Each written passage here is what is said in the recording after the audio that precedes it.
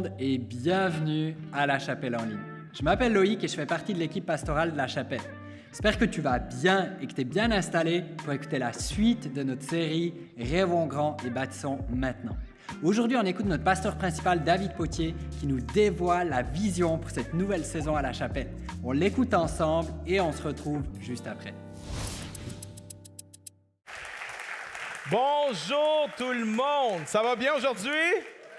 Yes! Hey, aujourd'hui, tu as tellement bien fait de venir à l'église parce que c'est une journée historique. Littéralement, c'est le jour le plus important depuis qu'on a démarré la chapelle. Il n'y a jamais eu une journée plus importante. À part notre démarrage, aujourd'hui, là, c'est le top de l'importance de ce qu'on a vécu. Alors, tu as bien fait de venir, tu vas assister, tu vas participer à un moment historique aujourd'hui. Rêvons grand, bâtissons maintenant. Dans cette série, nous allons communiquer et aujourd'hui, c'est le grand dévoilement de notre vision, des choses que Dieu nous appelle à faire en tant qu'Église dans les 3 prochaines années. Mais c'est aussi une série à travers laquelle on veut regarder à comment le rêve de Dieu peut s'accomplir dans nos propres vies individuelles et familiales à chacun d'entre nous. Parce que Dieu a un rêve pour chacun de ses enfants. Je peux t'entendre, oui. Dieu a un rêve pour chacun d'entre nous. Tout ce qui existe commence par un rêve. Tout. Nous vivons aujourd'hui dans un rêve qui a commencé il y a 10 ans, le rêve de la chapelle. Et aujourd'hui, on vit dans la réalité de ce rêve. Dieu est en train, en ce moment, de réveiller l'esprit de plusieurs d'entre nous pour qu'on puisse marcher dans ses rêves et dans ses projets qu'il a pour nous. J'aimerais dire à quelqu'un, ne cesse jamais de rêver. N'arrête jamais de rêver. Tu n'es pas trop jeune pour rêver. Tu n'es pas trop vieux pour rêver non plus. Continue à rêver. On va regarder ensemble ce matin dans le livre de Néhémie. La semaine dernière, on était dans le chapitre 1 et le thème du chapitre 1, c'est la prière. On a vu que le rêve de Dieu s'accomplit par la prière. Mais le thème du chapitre 2, celui qu'on va étudier aujourd'hui, c'est la faveur de Dieu. La faveur de Dieu. Vous allez voir, juste avant qu'on lise la parole de Dieu, j'aimerais qu'on puisse se lever tout le monde ensemble. Est-ce qu'on peut se lever tout le monde, s'il vous plaît? Voici pourquoi je vous demande de vous lever lorsqu'on lit la parole de Dieu.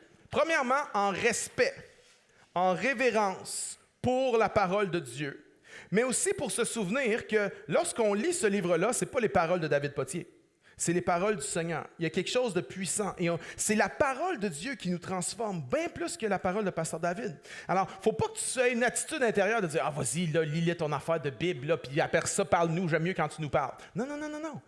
La parole de Dieu est beaucoup plus transformatrice que la parole d'un homme ou d'une femme. Okay? Alors, c'est important que quand on lit la parole de Dieu, qu'on ait ce respect, cette révérence, puis qu'on dit « OK, je suis à l'écoute, Seigneur. » On va lire ensemble. Chapitre 2, verset 1. Au mois de Nissan. Si tu te demandes qu'est-ce que ça veut dire le mois de Nissan, c'est avant le mois de Toyota et après le mois de Honda. OK? C'est à peu près ça. Au mois de Nissan, la 20e année du roi Artaxerxès, comme le vin était devant lui, je pris le vin et je lui offris au roi. Jamais je n'avais paru triste en sa présence. Le roi me dit, « Pourquoi as-tu le visage triste? Tu n'es pourtant pas malade. Ce ne peut être qu'un chagrin de cœur. » Je fus saisi d'une grande crainte et je répondis au roi, « Que le roi vive éternellement.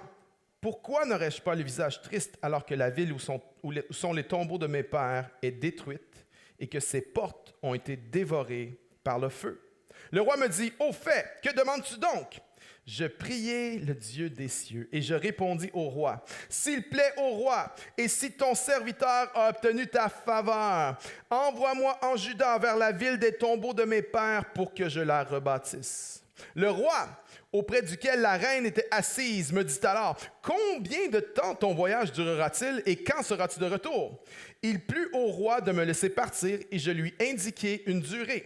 Puis, je dis au roi, « S'il plaît au roi, qu'on me donne des lettres pour les gouverneurs des provinces de l'autre côté du fleuve, ainsi, afin qu'il me laisse passer jusqu'à mon arrivée en Juda, et une lettre pour Asaph, garde forestier du roi, afin qu'il me fournisse du bois de charpente pour les portes de la citadelle près du temple, pour la muraille de la ville et pour la maison où je me rendrai. » Le roi me l'accorda, car la bonne main de mon Dieu, d'autres traductions disent la faveur. Le roi me l'accorda, car la bonne main, la faveur de Dieu était sur moi. Quelqu'un dit Amen.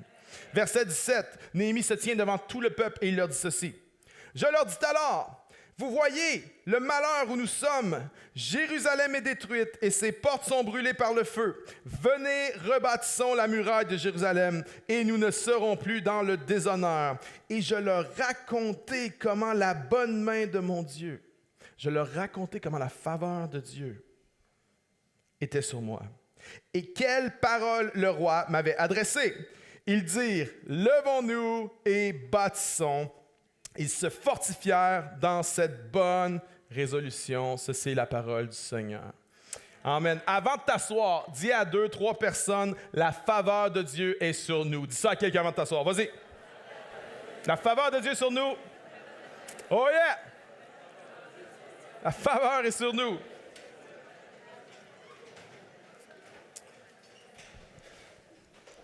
Un petit rappel du contexte de Néhémie, 722 avant Jésus-Christ, les Assyriens viennent attaquer le nord d'Israël. Parce que le peuple s'éloignait de Dieu, Dieu les a laissés à eux-mêmes. Et leurs ennemis sont venus les ravager et le nord d'Israël a été détruit. Le sud a été épargné. Mais le sud aurait dû prendre des leçons du nord et dire, si on s'éloigne de Dieu, il va nous arriver la même chose à nous aussi. Mais malheureusement, le royaume du sud d'Israël n'a pas appris des leçons du royaume du nord. Et en 587 avant Jésus-Christ, les Babyloniens sont venus. Ils ont détruit la ville de Jérusalem, son temple, ses murailles. Et les gens qui n'ont pas été assassinés ont été déportés, amenés en exil comme prisonniers de guerre pendant 70 ans. 70 ans plus tard, l'empereur Cyrus, sous la souveraineté du Dieu de l'univers, a laissé repartir le peuple d'Israël pour qu'ils aillent à Jérusalem pour rebâtir le temple, la ville et les murailles. Et après une courte saison de ferveur pour rebâtir le temple, après 20 ans, les travaux ont cessé. La ville était détruite et les murailles restaient détruites. Et le livre de Néhémie commence en 445 avant Jésus-Christ. Et ça fait 150 ans que les murailles de Jérusalem sont détruites. Et malgré différentes tentatives de rebâtir, personne n'avait jamais été capable de le faire. Mais Néhémie est un homme de prière.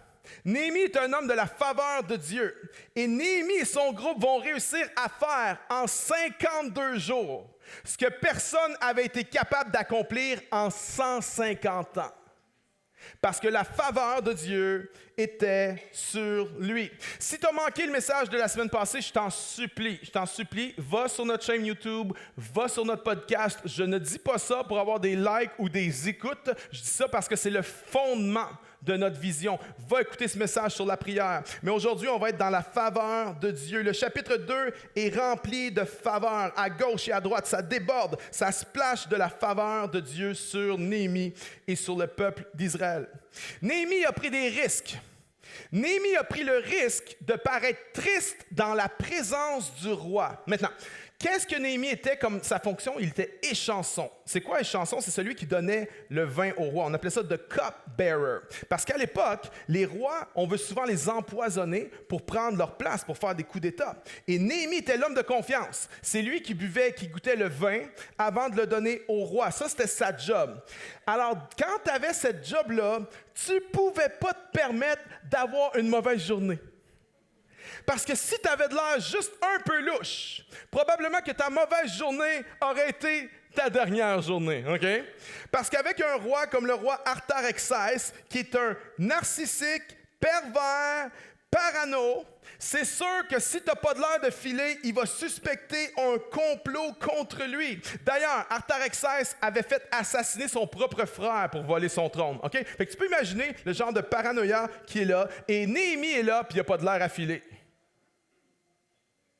Et au lieu de se faire couper la tête, le roi lui dit, « Hey, qu'est-ce qui se passe avec toi? » L'empereur est un mégalomane, pervers narcissique, cruel, sanguinaire. Il y en a, tu dis, ça me fait exactement penser à mon boss. J'aimerais dire, ton boss a de l'air de Jésus à côté de Artaxerxès. Pourtant, Néhémie a une telle faveur qu'au lieu de se faire couper la tête, le roi lui dit, « Qu'est-ce qui se passe? Qu'est-ce qui ne va pas? Juste pour vous donner une idée à l'époque, on a retrouvé en Irak des bas-reliefs de l'Empire perse. Ça, c'est à Perséopolis, dans les fouilles archéologiques. Et on a découvert que les serviteurs du roi parlaient au roi avec la main devant la bouche, comme ça, juste pour ne pas l'indisposer avec leur haleine, comme ça. À l'époque, le roi, tu fais attention à ce que tu dis si tu ne veux pas que ta mauvaise journée se retrouve être la dernière journée de ta vie. Et pourtant, Néhémie a la faveur. Néhémie peut faire sa requête au roi. Et Néhémie lui demande quelque chose de vraiment audacieux. Il lui demande la permission d'aller rebâtir une ville dont le roi avait cessé la construction lui-même quelques années auparavant. Dans Esdras 4, le roi fait cesser tous les travaux. Et là, Néhémie dit, pourrais-tu changer d'idée, s'il te plaît? À l'époque, les rois ne changent pas d'idée, OK? Les rois ne font pas volte-face. Les rois se pensent le Dieu sur la terre. Littéralement, c'est ce qu'ils pensent d'eux-mêmes, OK? Ils ne sont pas très humbles à l'époque. Et Néhémie va demander au roi de faire volte-face. Néhémie va demander au roi d'aller rebâtir la ville de Jérusalem. Jérusalem est réputée à l'époque pour être la ville rebelle. La ville qui va toujours se rebeller contre le roi. Ça, c'est Jérusalem. Mais Néhémie est wise. Néhémie est intelligent. Il a la faveur de Dieu. Pas une fois dans son speech, il demande la permission d'aller rebâtir Jérusalem. Il dit, la ville où les tombeaux de mes pères sont enterrés. Néhémie a une faveur. La faveur du roi, la faveur de l'impératrice. Parce que ça nous dit dans l'histoire que l'impératrice était assise à côté du roi. Ça a l'air banal pour nous, mais c'est un détail à l'époque qui ne devrait même pas se retrouver dans l'histoire. Mais c'est parce que Néhémie avait gagné la faveur de l'impératrice. Et quand Néhémie a demandé au roi de le laisser aller rebâtir, le roi a regardé l'impératrice, il a dit « Qu'est-ce que tu en penses? » Et l'impératrice a fait « Oui. » Parce que Néhémie avait gagné la faveur du roi et celle de l'impératrice aussi. Néhémie a demandé au roi un congé payé. Et on ne sait pas dans le chapitre 2 combien de temps va durer le congé, mais Néhémie, il soutient l'intrigue tout au long. Puis au chapitre 13, on apprend, à la fin du livre, on apprend que le congé payé qu'il a demandé, c'était 12 ans. J'étais un bon boss, OK? Mais essaye-toi même pas d'avoir un congé payé de 12 ans. Pourtant, c'est ce que Néhémie a eu parce que Néhémie avait la faveur. Néhémie a demandé des lettres pour que les gouverneurs des provinces le laissent passer. Et le roi a dit oui parce que Néhémie avait la faveur. Néhémie a demandé des lettres pour Asaph, l'intendant des forêts impériales. Néhémie a dit, en d'autres mots, Néhémie a dit « Hey, merci pour la permission, merci pour les permis, merci pour le congé de 12 ans payé, mais est-ce que tu pourrais aussi payer pour les matériaux de construction, s'il te plaît? Puis, by the way, je vais avoir besoin d'une maison là-bas. Est-ce que tu pourrais payer aussi pour les matériaux de construction de ma maison? » Et le roi lui a accordé tout ce qu'il a demandé parce que Néhémie avait la faveur. En plus de ça, le roi lui a donné quelque chose qu'il n'avait même pas demandé, une escorte. Une escorte royale, une escorte avec l'armée pour faire le voyage qui durait 4 mois, qui était un voyage très dangereux à faire. OK, je récapitule. L'air triste, renverser une décision, rebâtir une ville rebelle, un congé payé de 12 ans, payer pour les matériaux pour rebâtir la ville, payer pour les matériaux pour sa maison, une escorte militaire, faveur, faveur, faveur, faveur, faveur. Néhémie a la faveur. 4 vérités sur la faveur de Dieu. Numéro 1.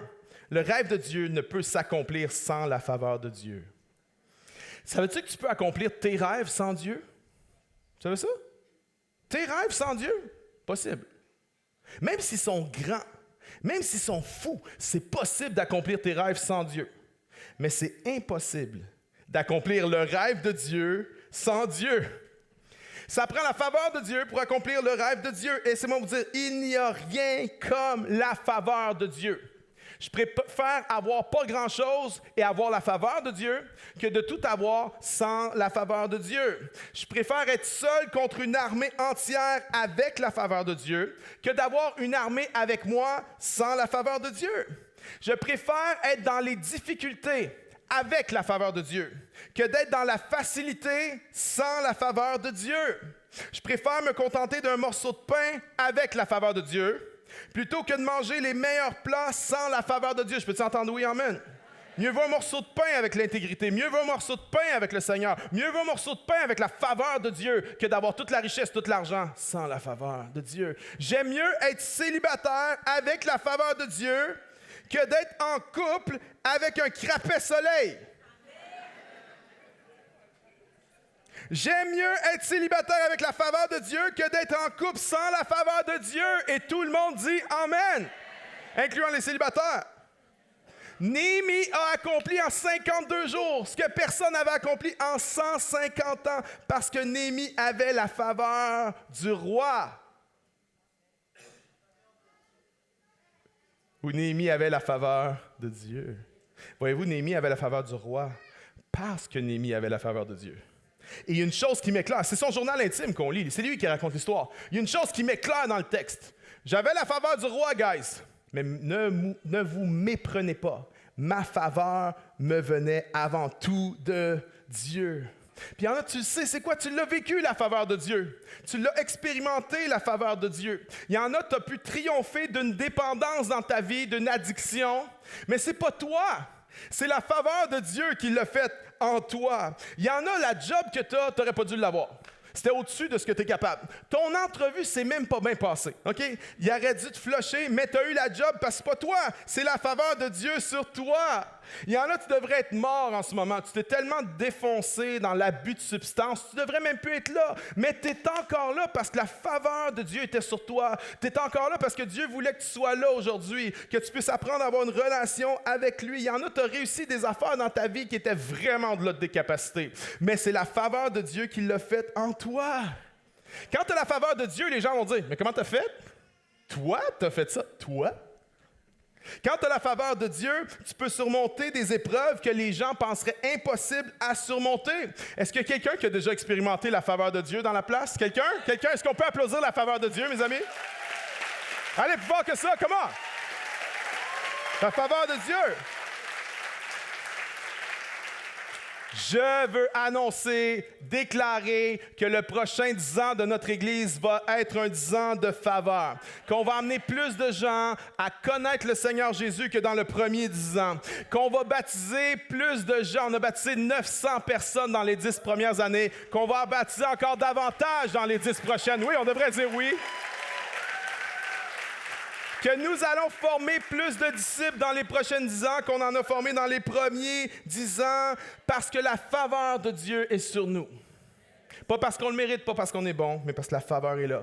Il n'y a aucun rêve de Dieu qui peut s'accomplir sans la faveur de Dieu. Numéro 2, la présence d'épreuves ne signifie pas l'absence de faveur.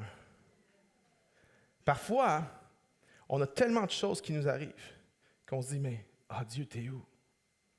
Dieu, qu'est-ce que tu fais?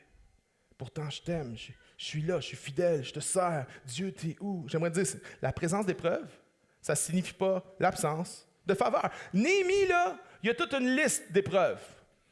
On le ridiculise, on lui met les bâtons dans les roues, on le discrédite, on répand des fausses rumeurs sur lui, on lui fait peur, on essaie de le corrompre, on essaie de monter son équipe contre lui et on essaie de le tuer.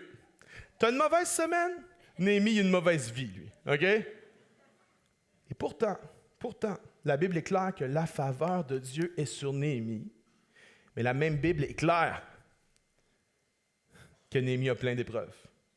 Parce que la présence d'épreuves ne veut pas dire l'absence de faveur. À un moment donné, Néhémie est tellement accablé, il y a tellement de troubles, que c'est facile pour ses ennemis de faire « Ha! C'est ça la faveur de Dieu? Regarde sa vie. » C'est tellement facile. Les gens regardaient Néhémie. Le roi David a vécu ça aussi. À un moment donné, il y avait tellement d'épreuves que ses ennemis regardaient à lui et disaient, il a perdu la faveur. Il n'y a plus la faveur. Psaume 3, « Ô Éternel, mes ennemis sont si nombreux. Oui, si nombreux mes adversaires qui se sont dressés contre moi, et si nombreux ceux qui prétendent qu'il n'y a plus aucun secours pour moi auprès de Dieu. Pourtant, ô Éternel, tu es pour moi un bouclier qui me protège. Ô toi, ma gloire, tu me feras marcher encore la tête haute. » David était dans une saison de sa vie où tout le monde pensait qu'il avait perdu la faveur de Dieu. Mais il dit, moi, je le sais. Je sais que la faveur de Dieu est encore avec moi. J'aimerais dire à quelqu'un, laisse pas les épreuves te faire croire que tu as perdu la faveur de Dieu. Job, ça allait tellement mal. Job a tout perdu dans sa vie. Il a perdu son influence, sa maison, sa business, son argent, ses amis, ses enfants, sa santé. Il a tout perdu. La seule chose qu'il a gardée, c'est peut-être la chose qu'il n'aurait pas voulu garder, une femme méchante. Non, mais tu sais, tant qu'à tout perdre, perdons ça au moins, je ne sais pas. Job souffrait tellement que ses amis pensaient qu'il avait perdu la faveur de Dieu, sa femme pensait qu'il avait perdu la faveur de Dieu, et lui-même était convaincu d'avoir perdu la faveur de Dieu. Mais la faveur de Dieu n'avait pas dit le dernier mot dans la vie de Job. La faveur de Dieu a restauré Job.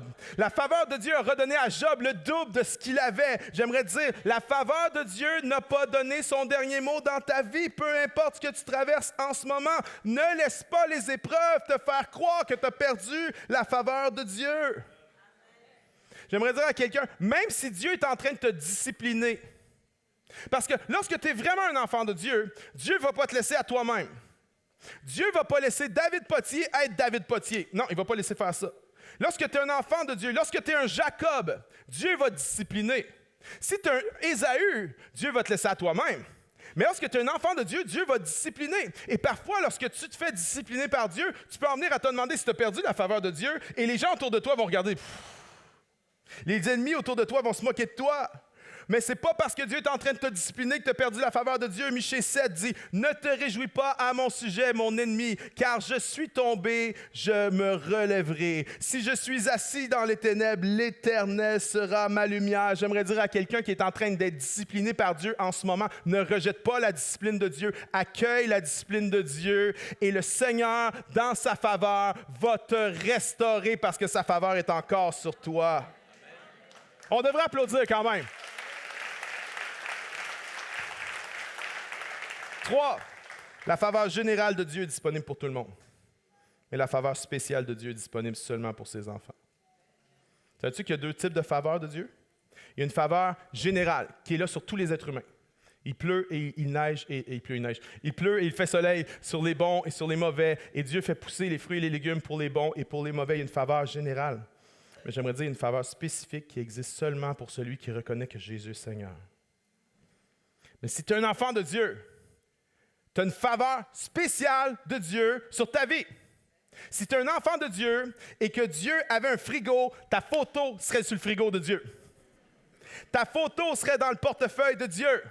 Parce que tu as la faveur de Dieu. Tu es préféré de Dieu. Je me souviens lorsque mes enfants étaient jeunes. Maintenant, ils ne font plus ça, mais moi, je suis quelqu'un qui aime les livres. Si tu viens dans mon bureau à la maison, j'ai des milliers de livres. Okay? Et mes livres sont bien rangés. C'est pas comme chez vous. Il y en a, vous méprisez les livres. Il ne faut pas faire ça. Les livres ne doivent pas être au fond de la bibliothèque. Les livres doivent être sur le bord. Égal. J'aime mes livres. On ne touche pas à mes livres. Même moi, je n'ai jamais touché. Non, c'est pas vrai. Mais lorsque mes enfants étaient petits, ils venaient dans mon bureau, vous savez où ce qu'ils faisaient? Ils l'ont tout fait. Les 4 l'ont fait. Ah! Les 4 faisaient... Ils garochaient tous les livres à terre, ils vidaient les tablettes comme ça. J'étais comme, crap, qu'est-ce que j'ai fait d'avoir des enfants, Seigneur? Mes enfants avaient le droit de le faire. Savez-vous pourquoi? Parce que c'est mes enfants. Et mes enfants ont une faveur différente. Maintenant, je peux te garantir que même si j'aime Jésus de tout mon cœur, si tu viens dans mon bureau et que tu essaies de faire du mal à mes livres, de torturer mes livres, tu vas te ramasser au ciel avec Jésus un peu plus tôt. Qu'est-ce que tu aurais prévu? Mais mes enfants, eux, peuvent. Pourquoi? Pourquoi ils peuvent? Parce qu'ils ont ma faveur.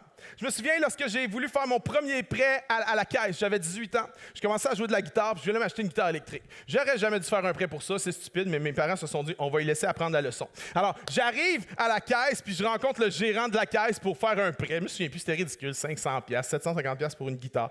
Puis là, le gars, il dit, bon, on va faire une enquête de crédit. Il dit, c'est quoi ton score de crédit? T'as-tu déjà emprunté? Non. Fait que je me fais revirer de bord. Ils veulent même pas me prêter 500$, OK? Il dit, ça te prendrait un endosseur. Alors, je reviens chez nous à la maison, j'explique ça à mon père. Mon père dit, pas de problème, on va aller à la caisse ensemble. Alors, j'arrive à la caisse avec mon père. Puis mon père, quand il marchait, il faisait des grands pas. Puis tu entendais cloc, cloc, cloc. Fait que là, j'étais comme, j'avançais avec l'assurance. Je suivais mon père en arrière. On y va. Puis là, quand on arrive à la caisse, le gérant de la caisse connaissait mon père. Il dit, bonjour, monsieur Potier. Il dit, oui, c'est mon fils David. Je l'avais rencontré la journée d'avant. Il dit, je vais emprunter pour une guitare. Il dit, je vais l'endosser. Il dit, il n'y aura pas de problème, monsieur Potier. Puis moi, j'étais comme ça. Pour qui tu te prends, man? Le pas blanc de prêter. Pourquoi? Parce que j'avais la faveur de mon Père. J'aimerais dire à quelqu'un, si tu as reconnu que Jésus est Seigneur, la faveur de Dieu est sur toi. Ta photo est sur le frigo de Dieu. Ta photo dans le portefeuille de Dieu. Il y a une faveur spéciale sur toi. Est-ce qu'on peut applaudir la faveur de Dieu? Elle est là pour toi, elle est là pour moi. Et 4, la faveur de Dieu incline le cœur de personnes clés à te bénir. Et on pourrait raconter plein d'histoires ici. Il y en a plein qui auraient des histoires à raconter de comment Dieu a utilisé d'autres croyants pour te bénir. Moi, on m'a donné des voitures, on m'a vendu une maison alors que je n'étais pas le meilleur offrant sur la maison parce que c'était un chrétien qui avait vendu. Il y a plein de choses, plein de choses. Mais j'aimerais dire ceci, Dieu utilise même des incroyants pour te bénir. Dieu va utiliser Artaxerxès, l'homme le plus puissant sur la terre à l'époque, pour donner faveur à un de ses enfants, Néhémie, et à son peuple. Dieu utilise plein de gens pour te bénir, parce que sa faveur est sur toi.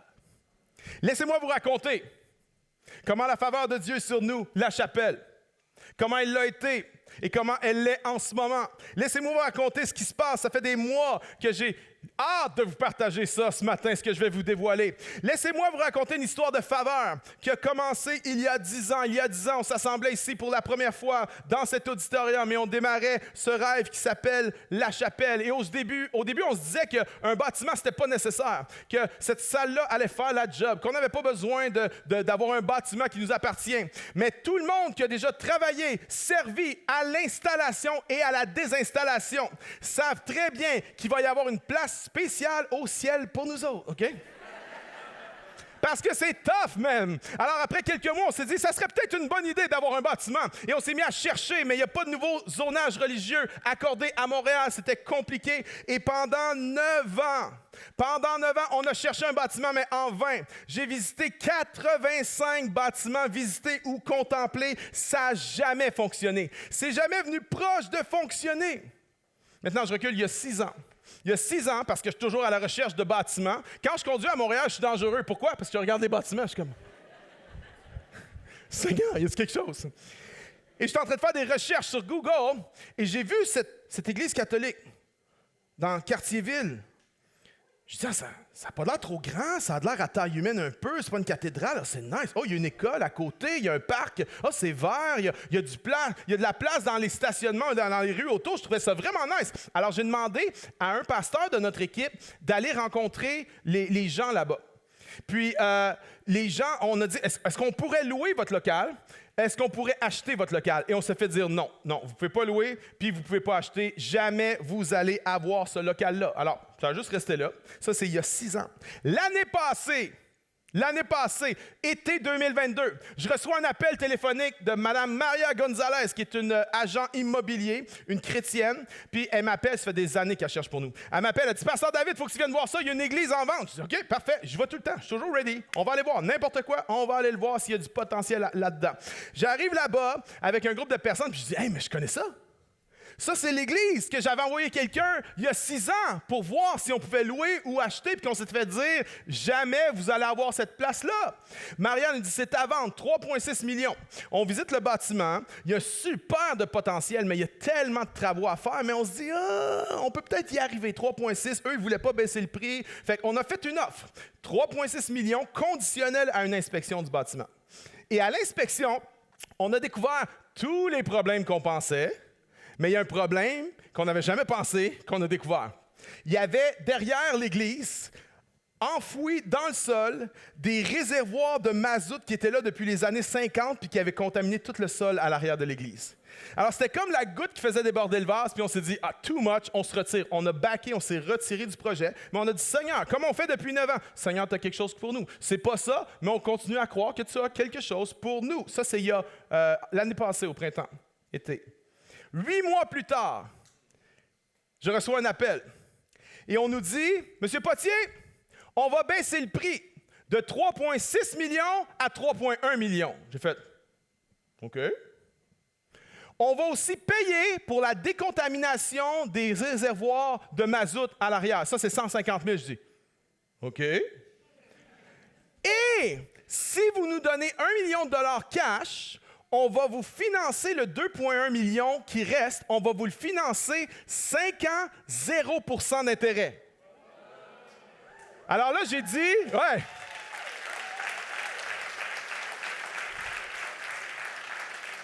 Alors là, j'ai dit, OK.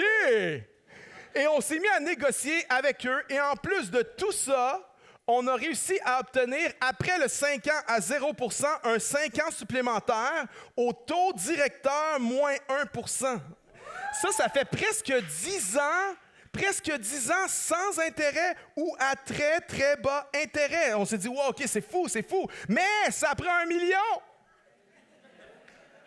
Il y en a, tu me vois venir, hein? Ça prend 1 million. 1 million cash, ça se trouve pas au dépanneur du coin. Il y en a pas qui ont ça dans leur matelas. Ben peut-être, je sais pas, mais on sait jamais. 1 million, ça se trouve pas de même. Mais voici la bonne nouvelle. La bonne nouvelle, c'est que grâce à une bonne gestion financière depuis 10 ans, nous avions 1 million de dollars cash.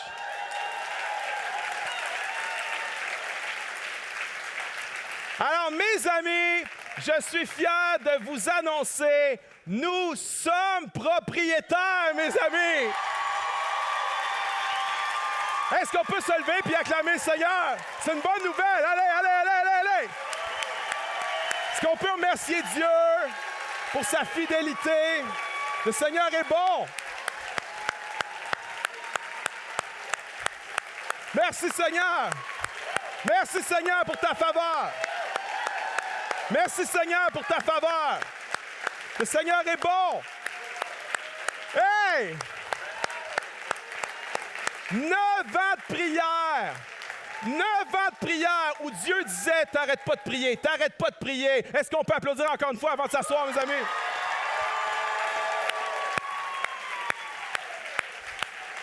Yes! OK, prenez place.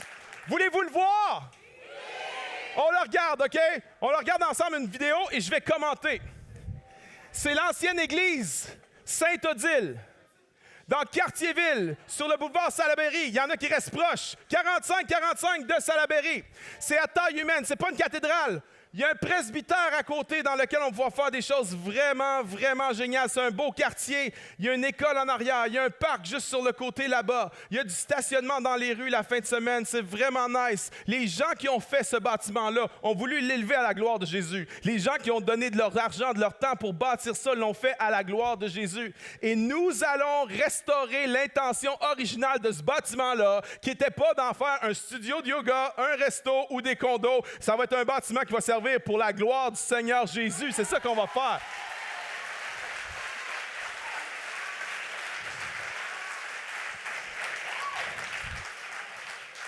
Ces images nous donnent une idée du potentiel extraordinaire. Il y a beaucoup de travaux à faire, mais le potentiel est tellement grand. On va faire une belle salle de 400 places là-dedans qui va pouvoir s'extensionner à 500 ou 600 places pour des événements spéciaux. Ça va nous permettre de faire les ados là-bas dans cette salle, les jeunes adultes, des soirées de louanges, des événements comme Pâques qu'on va pouvoir faire là-bas. Et il y a d'autres choses qu'on va pouvoir ajouter à ça dans le presbytère, des programmes qu'on va vous parler tout à l'heure. Nous allons restaurer l'intention originale de ces lieux-là, qui était la louange, la gloire au Seigneur Jésus-Christ. C'est un message fort. C'est un message fort à une ville qui pense, les Québécois pensent que l'Église, c'est mort.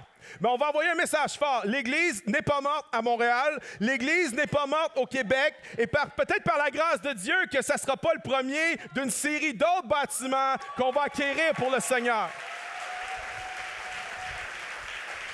Hey, on peut-tu faire pause, s'il vous plaît? Faites pause. Ça, c'est la chapelle junior.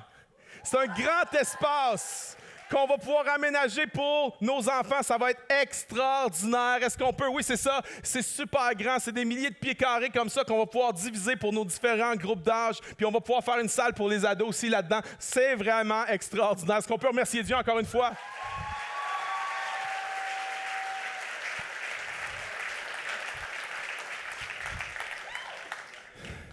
Nous sommes propriétaires, mais on ne peut pas l'utiliser. Voici pourquoi. Il y a trop de travaux à faire. Si on envoie vos enfants à la chapelle junior en ce moment, vos enfants vont revenir radioactifs. Ils vont revenir toxiques, contaminés. on doit régler les problèmes. Il y a des problèmes de drain français, il y a des problèmes de moisissure, il y a toutes sortes de problèmes, mais il n'y a rien qui ne peut pas se régler. Savez-vous pourquoi? Parce que la structure est solide. Jésus a dit qu'il fallait bâtir sur le roc. Okay? La fondation est solide, le reste, il n'y a rien qui ne s'arrange pas. Avec la générosité des gens, avec l'implication des gens, on va être capable de régler tous les problèmes dans ce bâtiment-là. Alors, nous commençons officiellement dès aujourd'hui une campagne de financement. Rêvons grand, bâtissons maintenant, qui va servir pour ces 5 choses. A, pour la rénovation du bâtiment à Montréal en vue de l'implantation d'une nouvelle chapelle pour septembre 2025. C'est une nouvelle église qu'on implante. C'est une nouvelle église. Nous gardons Rosemont, nous gardons le Myland et on ouvre une 3e chapelle à Montréal. C'est pas une bonne nouvelle, ça? C'est une très bonne nouvelle.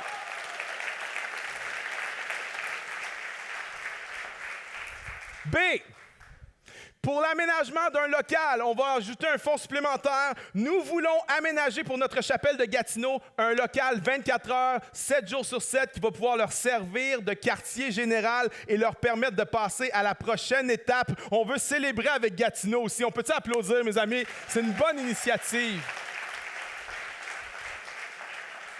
Ça va aussi servir à aménager des locaux pour J'aime ma ville. Il y a un presbytère à côté de l'église. Au premier étage, dans le presbytère, on va offrir ce loyer-là à prix modique à l'organisme J'aime ma ville. Ils vont pouvoir non seulement sauver des coûts de location, mais aussi avoir une présence accrue dans un quartier où il y a énormément de besoins. Ça va servir aussi également parce qu'il y a un 2e étage au presbytère et on va démarrer un programme de stage. On va accueillir des stagiaires, on va pouvoir leur donner de l'hébergement. Il y a des chambres. Ça va nous permettre d'offrir gratuitement ou à prix modique du logement pour des gens qui veulent être formés pour le ministère, comme pasteur, comme directeur artistique, comme directeur pasteur pour les enfants ou whatever. Nous allons pouvoir les former et les renvoyer après ça dans leur ville, dans leur patelin pour implanter des églises et des chapelles.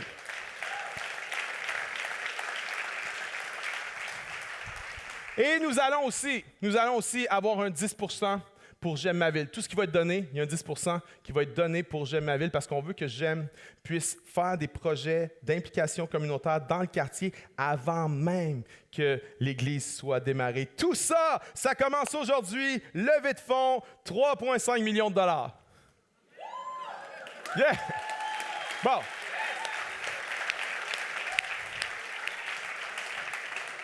Avant la COVID, tu disais 3,5 millions, on faisait... Après la COVID, le monde fait « Ah ouais, c'est ça. L'inflation, hein, ça coûte cher. » 3,5 millions de dollars sur 36 mois. Sur 36 mois. Et voici comment on va le séparer. 2,25 millions à l'interne. C'est-à-dire, nous, la chapelle, avec notre générosité, ce que nous allons donner sur 36 mois, en plus de notre giving régulier. Et 1,25 million à l'externe. Ça, c'est avec des églises partenaires, surtout aux États-Unis ou ailleurs, et avec des philanthropes. Donc, le 2,25, ça, c'est nous ensemble et Dieu. Le 1,25, c'est moi et Dieu. Alors, priez pour nous, s'il vous plaît. OK, bien pour moi. Heureusement que j'ai Dieu avec moi, mais c'est possible de le faire. Tu te dis, mais c'est un gros montant, 2,25. Oui, c'est énorme, mais voici la réalité. C'est que notre budget annuel dans toutes nos chapelles, c'est environ 2,25 millions. Donc, de ramasser 2,25 millions sur 36 mois, c'est l'équivalent de ramasser une année de plus sur 3 ans. C'est possible de le faire. C'est possible de faire ça. On peut arriver à faire ça. Et voici ce qu'on va demander à tout le monde qui aime la chapelle. Cet automne, 2 choses. On va vous demander, et ce n'est pas une obligation, mais c'est une demande qu'on fait de tout notre cœur. On prie que chaque personne, on prie que 100% des gens vont embarquer dans cette levée de fonds. Mais voici notre demande. Premièrement, on va demander dès cet automne de faire un don ponctuel. Le plus gros don que tu as jamais fait de ta vie, en plus de tes offrandes régulières. Ça ne donne rien juste de transférer tes offrandes régulières dans le fonds de bâtiment, parce que tout le monde qui s'est acheté une maison sait très bien que tu n'arrêtes pas de faire l'épicerie et de payer l'électricité parce que tu t'achètes une maison. Il faut payer les deux, OK? Alors, c'est un don supplémentaire, mais le plus gros don que tu as jamais fait de ta vie, cet automne, une générosité extravagante, c'est la première chose qu'on va demander d'ici la fin octobre ou idéalement d'ici la fin octobre ou d'ici la fin de l'année. Deuxième chose qu'on va vous demander, c'est à partir de juin 2024, d'ajouter à votre giving régulier, à ce que vous donnez à chaque mois, un montant supplémentaire. Et on suggère un tiers de plus pour nous permettre, tous ensemble, sur 36 mois, de ramasser 2,25 millions de dollars et de réaliser ce projet-là. Maintenant, je sais que pour certains, c'est que tu es déjà all-in, tu es déjà embarqué, tu fais « Oui, moi je suis là ». Il y en a d'autres, tu n'es comme pas sûr, tu trouves ça épeurant, tu trouves ça engageant. J'aimerais vous dire ceci, nous ne voulons pas que ce soit des décisions émotionnelles. Nous voulons que chaque personne prenne le temps de prier. C'est pour ça qu'il n'y a pas une offrande qui se prend aujourd'hui. C'est pour ça que ça commence à partir de la semaine prochaine. À partir de la semaine prochaine, pendant 4 semaines, on va ramasser des cartes d'engagement. Tout à l'heure, on va vous distribuer une carte d'engagement comme celle-ci. Et sur cette carte-là, vous allez inscrire le montant que vous vous engagez à donner dans votre don ponctuel cet automne supplémentaire à vos offrandes et le montant que vous vous engagez à donner supplémentaire à partir de janvier 2024, supplémentaire à vos offrandes. Il y a 2 parties, il y en a une pour vous, il y en a une pour l'administration de la chapelle. Vous gardez une partie, vous allez mettre ça dans une boîte. À partir de la semaine prochaine, il va y avoir une belle boîte à cet effet et on va mettre nos cartes d'engagement dans la boîte. Et nous prions qu'après 4 semaines, il y ait plus de 2,25 millions de dollars d'engagement. On croit que c'est possible. Si tout le monde cherche la face de Dieu, si tout le monde demande à Dieu, Seigneur, qu'est-ce que tu m'appelles moi à faire là-dedans? Pas des décisions émotionnelles, mais des décisions spirituelles. Priez, réfléchis. Alors, venez pas tout de suite faire un don cette semaine. Non. Attendez, prenez au moins une semaine. Ça commence la semaine prochaine. Prenez au moins une semaine. Il y en a, vous allez prendre 2 semaines de prière, de réflexion. Il y en a, vous allez prendre 3 semaines. Il y en a, vous allez prendre les 4 semaines de prière et de réflexion. Seigneur, qu'est-ce que tu m'appelles à faire là-dedans? Et tous ensemble, on va atteindre cet objectif de 2,25 millions de dollars pour pouvoir opérer ce bâtiment-là. La faveur de Dieu est sur nous. C'est pas qu'il y a un projet puis qu'on se dit, hey, ça serait tellement nice de faire ça, puis que là, on vous dit, hey, embarquez donc avec nous autres. Non. C'est Dieu qui est dans le projet avant. C'est Dieu qui m'a dit, hey, embarque donc avec moi. Puis là, moi, je nous dis, embarquons donc avec Dieu. C'est pas notre projet, c'est le projet du Seigneur. 3,6 millions à 3,1, la faveur de Dieu est sur nous. Quelqu'un dit oui? Il paye le 150 000 pour décontaminer le sol. La faveur de Dieu est sur nous. Quelqu'un dit amen? 0% 5 ans, la faveur de Dieu sur nous. Qui a eu un prêt hypothécaire à 0% ici dans la salle? Quelqu'un? Non, personne ne l'a eu, OK? 5 ans supplémentaires à taux directeur moins 1%, la faveur de Dieu sur nous. Dans les choses macro et même dans les choses micro. Dieu nous montre plein de clins d'œil qu'il est avec nous en ce moment. Le zonage religieux sur cette propriété-là est conservé. C'est huge en 2023 d'avoir ça. Est-ce qu'on peut remercier le Seigneur pour ce privilège-là? Parce que la faveur de Dieu est sur nous. Juste pour vous encourager, alors qu'on lançait le projet, il y a un premier partenaire externe qui s'est manifesté et la semaine dernière, on a reçu un premier engagement d'une église aux États-Unis qui se sont engagés à donner 41 000 US, mes amis. Le Seigneur est avec nous autres.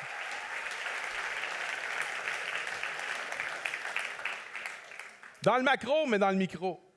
Dieu nous fait des clins d'œil. Catherine, tu peux me donner... En début d'année, en fait, juste avant, on a engagé un gestionnaire de projet sur ça. Il s'appelle Stéphane Hébert. Stéphane a généreusement accepté de mettre sa carrière sur pause pendant 2 ans pour gérer ce projet-là. On est tellement contents. C'est la personne que Dieu a appointée pour ce projet-là. Lui, son épouse In font un travail de fou là-dedans. C'est pas seulement à propos de bâtir, de rénover, c'est à propos de bâtir des vies, de bâtir des gens. Les gens qui travaillent avec eux, ils sont phénoménaux. Mais en début d'année, alors que ce projet-là, il est mort, OK? Il est mort et enterré. Moi, c'est juste comme, le sol est contaminé, il n'y a rien à faire là-dedans, puis c'est pas pour nous. Mais Dieu me dit, non, continue à prier. Mais moi, je prie pas pour ça, je prie juste pour autre chose. Je pense que Dieu a autre chose pour nous. Moi, je me dis, ça, c'est mort. Mais tous ceux qui connaissent le Seigneur savent que le Seigneur se spécialise à faire mourir des affaires pour les ressusciter plus tard. Parce que le Seigneur veut s'assurer que c'est à propos du Seigneur, pas à propos de la patente. Alors moi, je pensais que c'était mort. Puis en janvier, dans ma tête, c'est mort. Puis dans la tête du staff, c'est mort. Et Stéphane, qui à ce moment-là n'avait aucune idée de ce projet-là, il vient me voir au début janvier avec son épouse In, puis il me donne un cadeau. Je dis, qu'est-ce que c'est ça? On ouvre ça. Je dis, un stylo. Je dis, wow, c'est super beau, merci. Ça, Pasteur David, c'est quoi ça va servir? Non. Il dit, ça va servir parce que cette année, c'est l'année que Dieu va donner à la chapelle son premier bâtiment. J'ai dit, je le reçois, mon frère, je le reçois. Il dit, non, pour vrai, Pasteur David, tu vas signer avec ce stylo-là le contrat hypothécaire. C'est cette année que ça va se passer. J'ai dit, oui, j'y crois. Puis moi, je ne pense pas à Saint-Odile, c'est juste mort. Je me dis, oui, Seigneur, tu vas le faire, mais c'est autre chose que Saint-Odile. Et Dieu a ressuscité quelque chose qui était mort. Alors, le 18 juin dernier, Karen et moi, on était au notaire, OK? Et alors que j'étais en route pour y aller, 15 minutes de route, je fais « Crap! J'ai oublié le stylo! » Alors là, je me retrouve face à un dilemme. Soit j'arrive en retard au notaire, soit je vais chercher le stylo. On a décidé d'arriver en retard au notaire et d'aller chercher le stylo.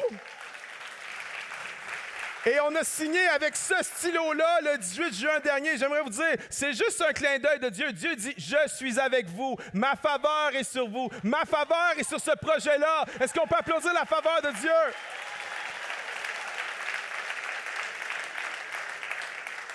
Clin d'œil de Dieu. En voilà un autre. J'étais mort de rire, OK? Ça, bon, il y en a, tu n'as jamais vu ça de ta vie. Hein? OK. Génération Z. Ceci est une cassette. Ça marche avec des bandes magnétiques. Puis, c'est un enregistrement audio. Mais il faut que tu fasses attention. Mets-le pas devant un aimant ou un affaire de même. Il n'y aura plus rien là-dessus, là, OK? Ça, c'est une cassette. Non, je blague bien. On a trouvé ça, cassette audio, dans les archives de l'église Saint-Odile. On a trouvé tellement d'affaires, de photos, de rapports. C'est malade. J'aurai plein d'affaires à vous montrer dans les prochaines semaines. Mais cette cassette-là, c'est une cassette audio de chants qui ont été enregistrés, savez-vous à quelle occasion? Leur 10e anniversaire. C'est pas sérieux, leur 10e anniversaire. Et le titre était « L'avenir ensemble, engageons-nous maintenant ». Ouais. J'étais mort de rire. C'est Dieu qui fait des petits clins d'œil. C'est Dieu qui dit « C'est moi, c'est mon projet, c'est pas votre projet, c'est le mien ».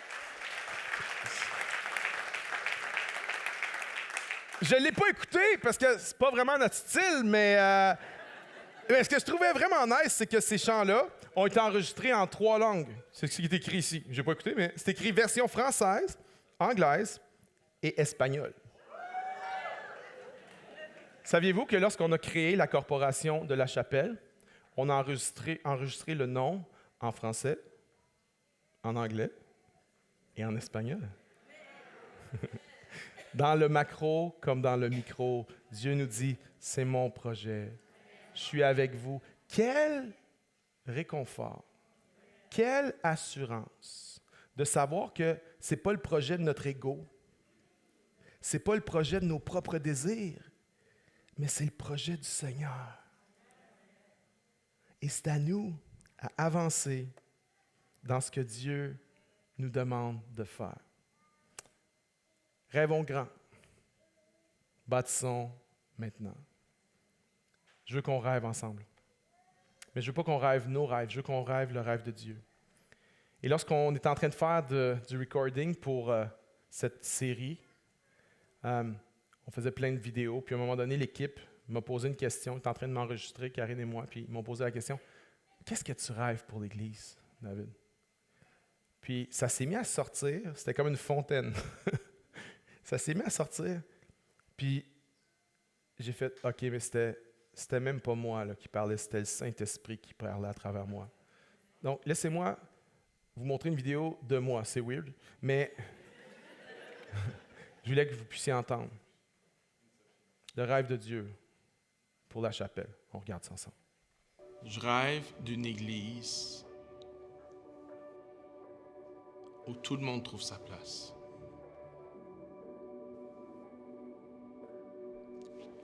Je rêve d'une église où il y a une place pour tout le monde. Je rêve d'une église où tu amènes tes enfants. Puis tes enfants vont être instruits dans les voies de Dieu et vont marcher avec Dieu. Ils vont faire mentir les statistiques de déchristianisation. Je rêve d'une église où les ados vont prendre la décision avec zèle, avec passion, avec cœur, de suivre Jésus malgré ce que ça leur coûte. Je rêve d'une église où les jeunes adultes rentrent dans leur appel, sont les leaders d'aujourd'hui, pas de demain, d'aujourd'hui, marchent dans une intégrité qui glorifie Jésus, qui marche à contre-courant, qu'ils n'aient pas peur d'être différents, qu'ils se réjouissent d'être différents, qui sont la lumière du monde. Je rêve d'une église où les parents ou ceux de ma génération, puis les grands-parents, on ne devient pas juste une gang de matérialistes confortables en pantoufles. Et qu'on continue à donner nos vies pour la mission de Dieu. Puis cette église-là, avec ce cœur-là, c'est une église qui forme des disciples. C'est une église où les gens se lèvent le matin et me disent « Mais comment tu veux m'utiliser aujourd'hui, Seigneur? Ma vie ne m'appartient pas. » Je rêve d'une église qui vibre au cœur de la mission que Jésus nous a confiée, puis qui boit, qui aime les paroles de Jésus, même si elles sont à contre-courant, même si elles ne sont pas aimées dans ce monde, même si elles sont méprisées dans ce monde. Je rêve d'une église qui vibre au cœur de Jésus. Puis, par la bande, cette église-là va se multiplier. Par la bande, cette église-là va implanter d'autres églises. Par la bande, cette église-là va écrire des chants, organiser des présentations de Noël, de Pâques extraordinaires, des gens, mais par la bande, tout ça va être le fruit de notre cœur. Je rêve d'une église où tu nais et tu meurs, engagé à servir le Seigneur, et que ta famille suit l'Éternel, pas juste toi. On rentre dans une saison où je crois qu'on a un impératif divin à faire des choses spécifiques qui rentrent dans le cadre de notre mission, mais qui vont nous aider à amener cette mission à l'autre étape. Puis dans ma vie, j'ai pas senti cet impératif souvent. Je crois que c'est arrivé à 3 reprises. Quand j'ai donné ma vie à Christ, quand j'avais 15 ans, lorsque Dieu nous a demandé de démarrer la chapelle, et maintenant, la 3e fois que j'ai ressenti un impératif divin dans ma vie, c'est dans cette saison-ci. Il y a plusieurs choses que je pense que Dieu met devant nous là, dans cette saison actuelle. Une d'entre elles, c'est l'achat d'un bâtiment à Montréal pour que la chapelle puisse avoir un pied à terre solide, pour avoir une présence dans la communauté qui est constante, mais une église qui ne monte pas et qui ne démonte pas à chaque semaine, une église qui peut mettre l'accent, l'énergie, le meilleur sur les gens plus que sur les choses. Ça fait 10 ans que l'Église existe, ça fait 9 ans qu'on cherche un bâtiment. 85 bâtiments que j'ai visités, que j'ai contemplés, 85, ça n'a jamais marché. C'est jamais venu proche de marcher. Mais là, Dieu met devant nous une opportunité sans précédent d'acquérir un bâtiment qui va nous permettre plusieurs choses, qui va nous permettre de démarrer une église dans ce bâtiment-là, de démarrer une nouvelle église. Septembre 2025, on veut démarrer une nouvelle chapelle à Montréal. GEM va pouvoir s'installer là, va pouvoir répondre à des besoins criants et avoir une présence.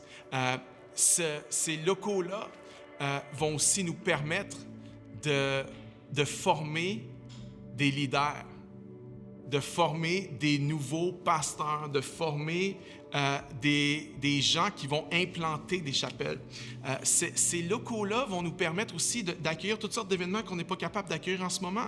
Lorsqu'on veut faire une soirée de louange, lorsqu'on veut faire nos soirées de jeunes adultes, ces locaux-là vont vraiment devenir comme un quartier général pour nous permettre d'étendre notre mission puis d'être plus efficace à le faire.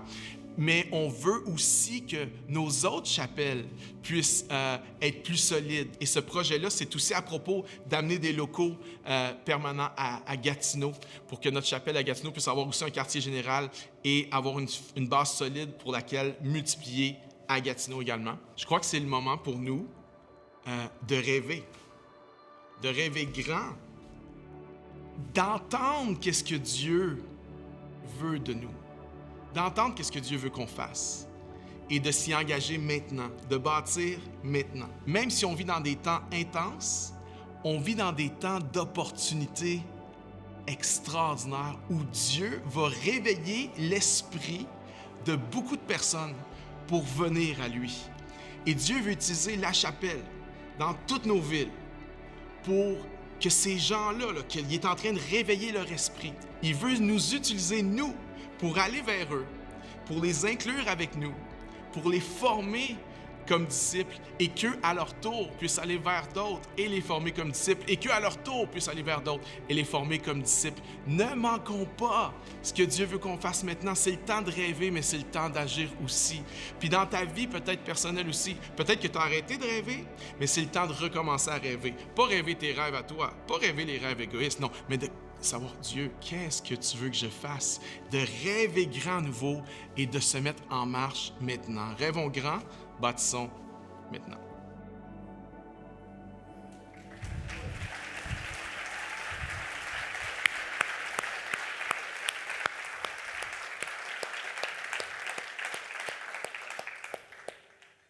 Je ne sais pas si t'es comme moi, mais mon cœur est rempli de reconnaissance, rempli de joie.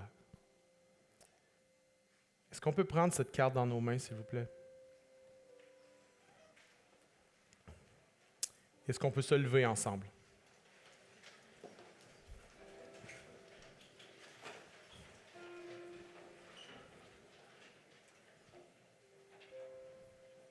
C'est ensemble qu'on va faire ça. On va le faire ensemble. Puis il y en a, tu te dis, hey, je suis all-in. Il y en a, tu es un risk-taker. Tu es comme, yeah, let's go, let's go. Puis il y en a, tu es plus, attends un petit peu, là. C'est correct. C'est correct de réfléchir. C'est correct de dire, j'ai des questions. C'est correct. C'est pour ça qu'on vous demande de prier. C'est pour ça qu'on ne prend pas une offrande aujourd'hui. C'est pour ça que dans les prochaines semaines, il y en a, ça va prendre 1 semaine, 2 semaines, 3 semaines pour prier. Vraiment prendre le temps de chercher la face de Dieu. Puis de savoir qu'est-ce que le Seigneur te demande de faire. Puis souvenons-nous quelque chose. Ce n'est pas à propos d'un bâtiment. Le bâtiment, c'est un outil. Le bâtiment, c'est un outil pour voir des gens venir à Jésus. Le bâtiment, c'est un outil pour faire des disciples. Ce n'est pas à propos du bâtiment. C'est à propos des vies transformées par la puissance du Seigneur Jésus. C'est à propos de ça. Et alors qu'on se lance dans ce projet-là, ce que je sais et ce que je crois, c'est que Dieu va utiliser ce projet pour nous emmener en profondeur spirituelle. Plutôt que le projet vienne à propos du bâtiment, c'est le contraire que ça va faire. C'est que Dieu va nous utiliser le projet comme un catalyseur, mais pour nous emmener plus profondément. Si vous lisez le livre de Néhémie, le peuple était dans un état spirituel qui était vraiment difficile. Mais lorsqu'ils ont été fédérés autour de ce projet-là, il y a une profondeur spirituelle qui a commencé à s'installer. Et lorsque les travaux ont été complétés, il y a une profondeur spirituelle encore plus grande qui a pris place. En fait, il y a un réveil qui a pris place. Il y a eu un réveil dans une nation entière.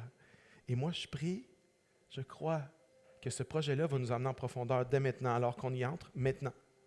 Mais aussi, je crois que lorsque les travaux vont être complétés, il y a quelque chose qui va prendre place de la gloire de Dieu.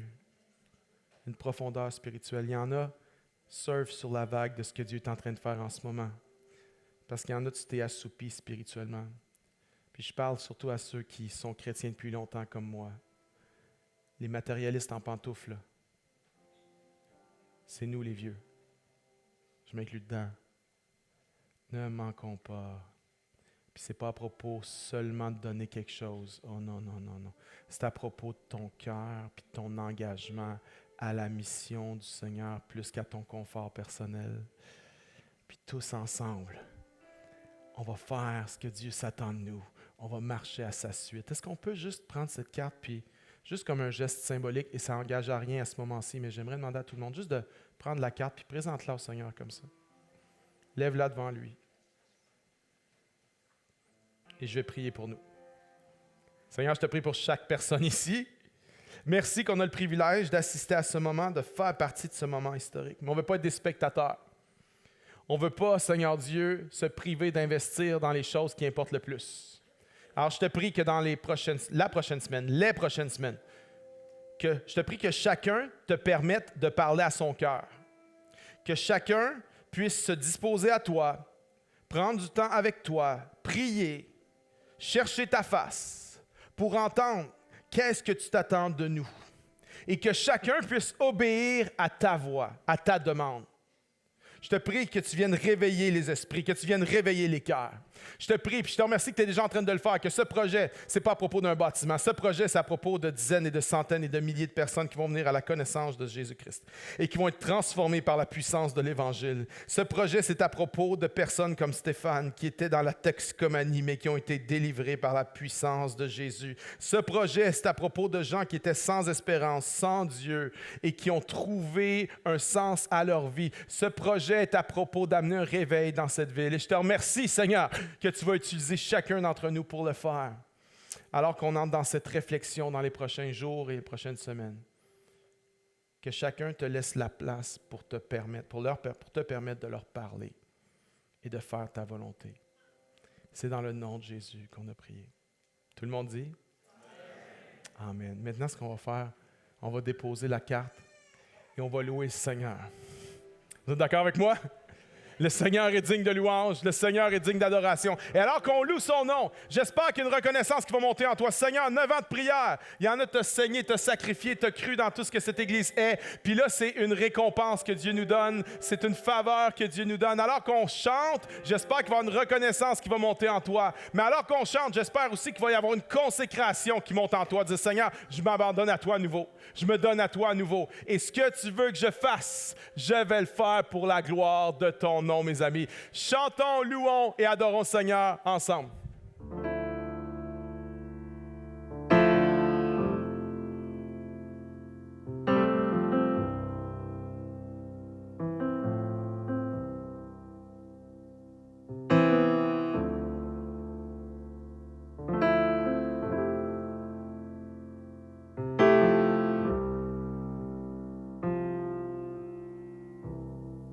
Captivé par ta présence, je désire rester à tes pieds. Captivé par ta sainte présence, je veux m'abandonner.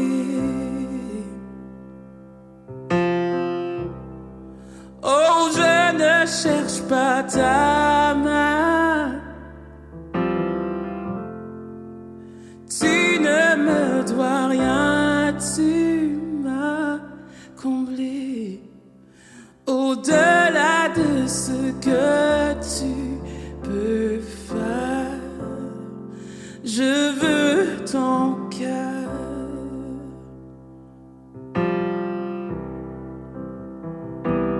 Pardonne-moi quand tout n'est qu'une habitude. Pardonne-moi quand j'oublie pour qui je chante. Je veux tout recommencer. J'ouvre à nouveau mon cœur à toi.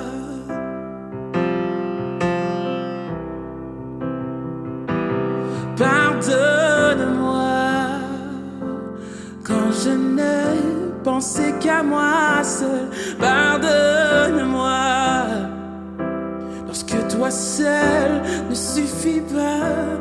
Je veux tout recommencer. J'ouvre à nouveau mon cœur à toi.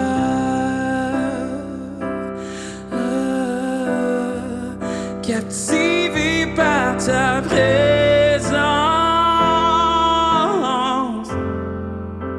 je désire rester à tes pieds.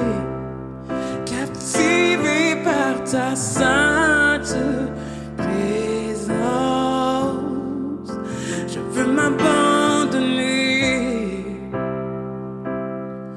Oh, oh, non, je ne cherche pas ta main.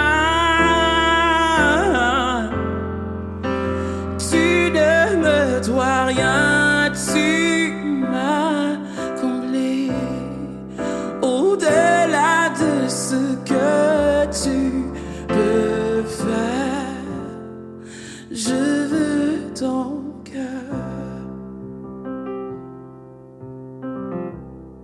Je veux ton cœur. Rien au monde, rien au monde ne peut me combler. Je veux ton cœur. Rien au monde, rien au monde ne peut me combler. Je veux ton cœur.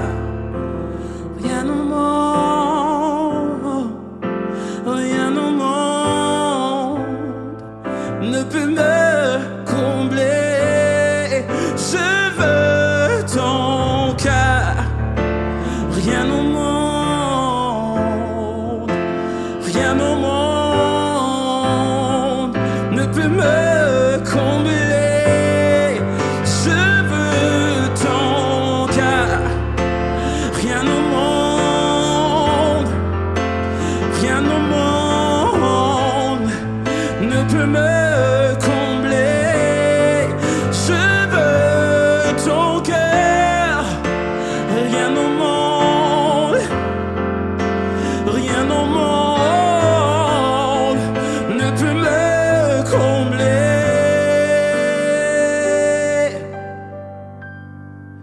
Captivé par ta présence, je désire rester à tes pieds. Captivé par ta sainte présence, je veux m'abandonner.